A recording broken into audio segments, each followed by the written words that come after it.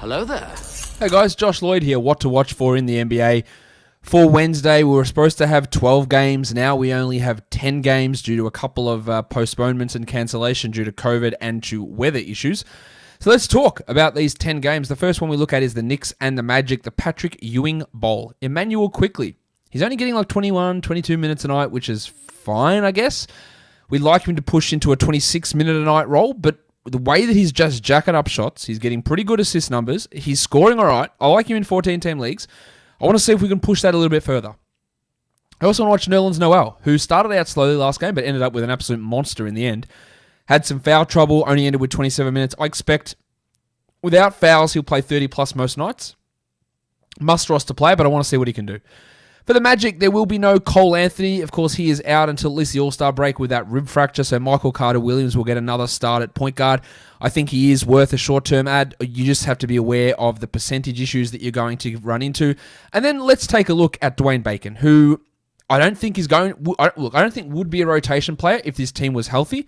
The problem is they're not healthy. They never will be healthy. So it looks like he's going to have a role. Now, he doesn't do anything else apart from score.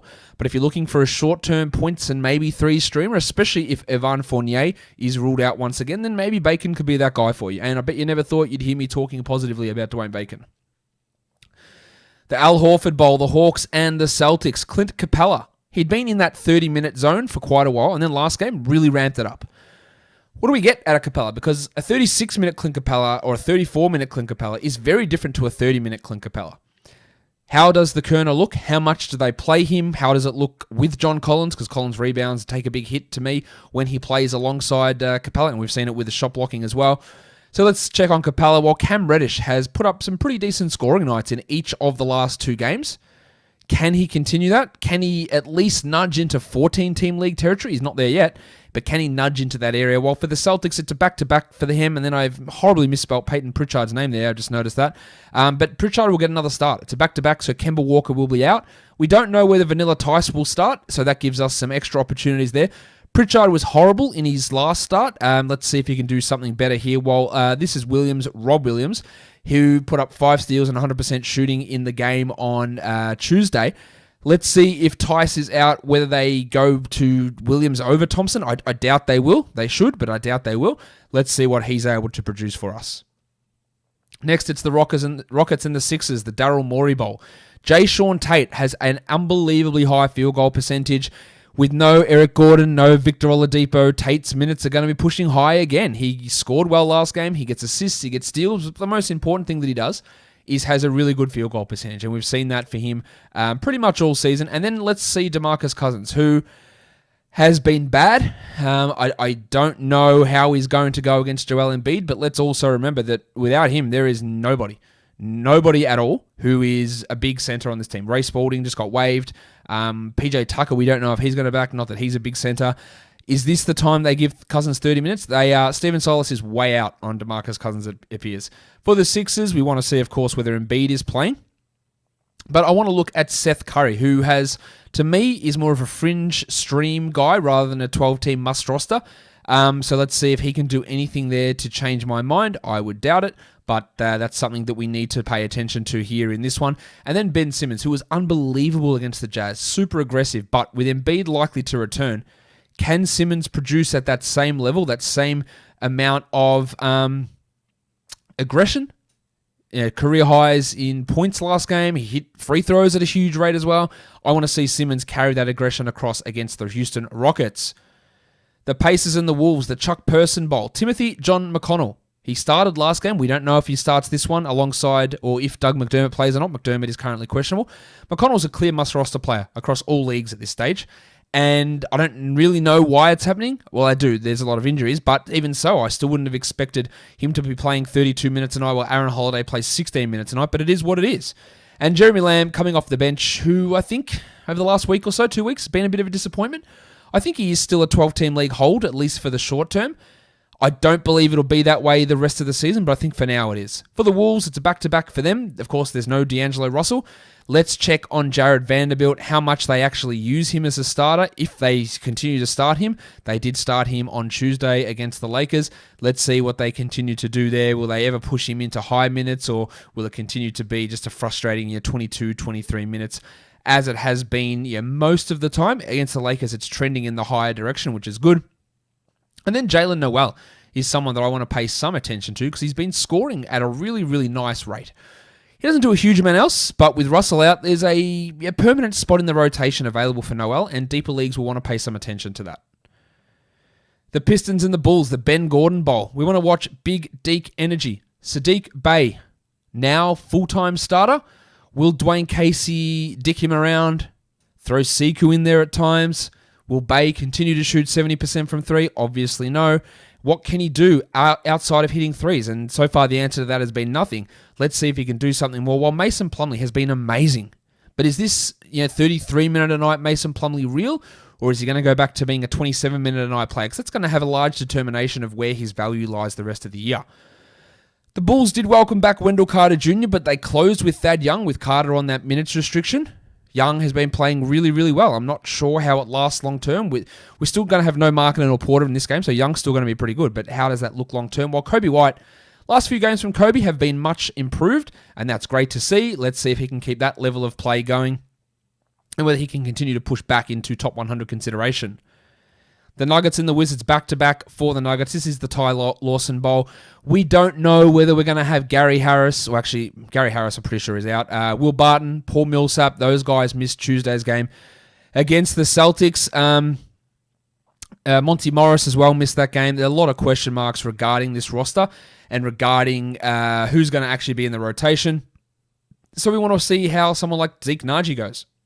Didn't go well against Boston, but he had been playing well prior to that, while also the headmaster, Jamal Murray, who has started to play much better over the last couple of games, and that's important for him because he has struggled. For the Wizards, Davis Bertans got things back on track last game. I don't know whether that means that it will be good this game or not, whether they'll continue to start Garrison Matthews or not. I'm still not sure about him in that spot. Bertans probably just more of a streamer than a must-roster player, while Russ Westbrook, the horrendous percentages continue to plague Russ, and that really deflates his fantasy category value by a significant amount. I want to watch his shot selection. I want to see his free throws. I just want to see what he looks like out on the court. The Blazers and the Pelicans, back-to-backs for these guys. The Dante Cunningham Bowl. We want to watch Gary Trent Jr. Gaz.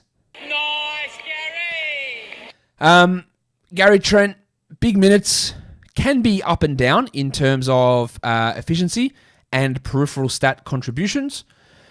So let's see what he can do. He's, of course, a must-roster player in the short term, while Enes Kanter, I think it's just time to focus a bit on Enes, who's playing at a really high level, and there's no Harry Giles. So how much are they going to push Kanter's playing time? For the Pelicans, I always want to watch Kyra Lewis. Van Gundy didn't change the lineup on Tuesday, as I thought he would. Lewis, again, though, is ahead of Nickeil Alexander-Walker in the rotation. So let's see what he's able to do in his backup point guard role at this stage. And then we also just want to have a look at Josh the Hitman Hart, coming off the bench with Lewis in that backcourt rotation. Elite rebounder, more of a 14-team league guy rather than a 12-team league player. But let's have a look at what he's able to do. The Thunder and the Grizzlies, the Hasheem Thabeet Bowl. Let's watch Theo Maledon. Now, the Thunder are on a back-to-back, as are the Grizzlies. Maledon, back to being the starting point guard, immediately came in and took over from Justin Jackson. That should give you at least some indication of where they view him for the rest of the season. I think he does have some 12-team league value. And then, of course, I want to watch Justin Jackson. Now, I don't believe that he could have maintained anywhere near that 20-point-per-game pace, but can he do anything? And the early indications from Tuesday's game would tell us no. For the Grizzlies, Grayson Allen's been playing at a high level. Let's see what his role is if everyone's still injured, or if guys like DeAnthony Melton return. There is big question marks there. Allen has been providing enough value to be a stream guy, while Kyle Anderson, he was in my Sell High show today, because he's been putting up absolutely massive, massive numbers in his role. Now, I don't know how that goes long term, but for now, he's playing great. I want to watch his three-point percentage in particular. The Heat and the Warriors, the Kendrick Nunn Bowl. Tyler Hero, really impressive last game. Everyone has a hero. True. 0 people shouldn't have a hero. Yeah. It did help that Kendrick Nunn was in some foul trouble, but Hero is, of course, the guy they want to prioritize over Nunn.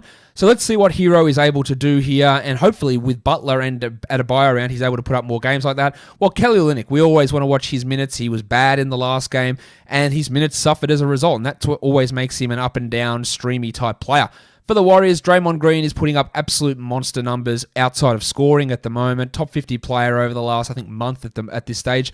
Assists and rebounds, the defensive stats are coming. There's still no Looney, there's still no Wiseman, so he's going to be playing center once more. While Andy Wiggins is having a better season I think many people would anticipate. We go blocking shots at a high level. His shooting has been significantly better. He's just been solid. He's not great, but he's just been solid.